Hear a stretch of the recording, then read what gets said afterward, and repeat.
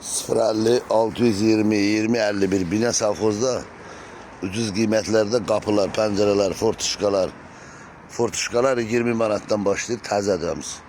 Plastik kapılarda 90 manat.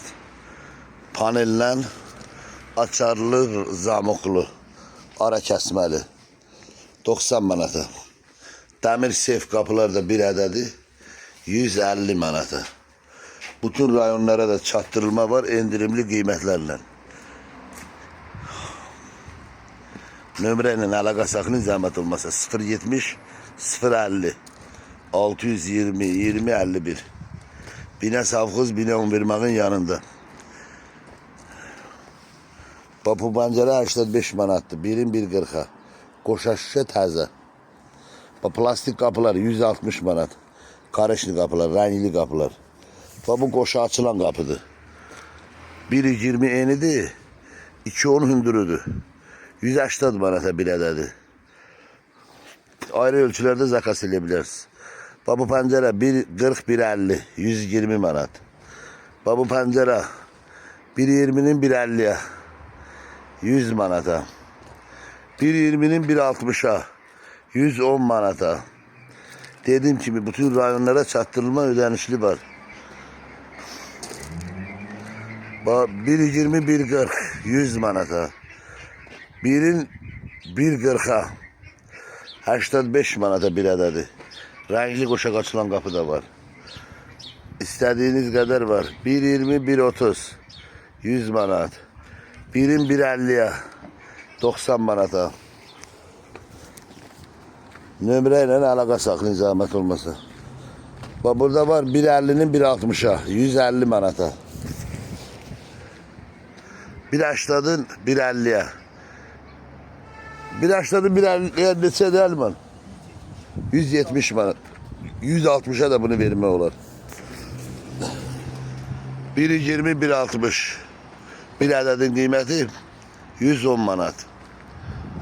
Burada pəncərə var. 80'ın biri 55 manata. 55 manata bir fortuşka verirler. Bizde bir pəncərə 55 manata. 80'ın biri. Qoşa şüşə təzə. 90'ın biri 65 manata. Bu da 65 manatdır. 80'ın biri 15'e. Bunlar 75 manatdır. Birin 1.40'a. Burada var birin 1.15'e 75 manat. Bu 65 manatdır. 60'ın 1.50'ye.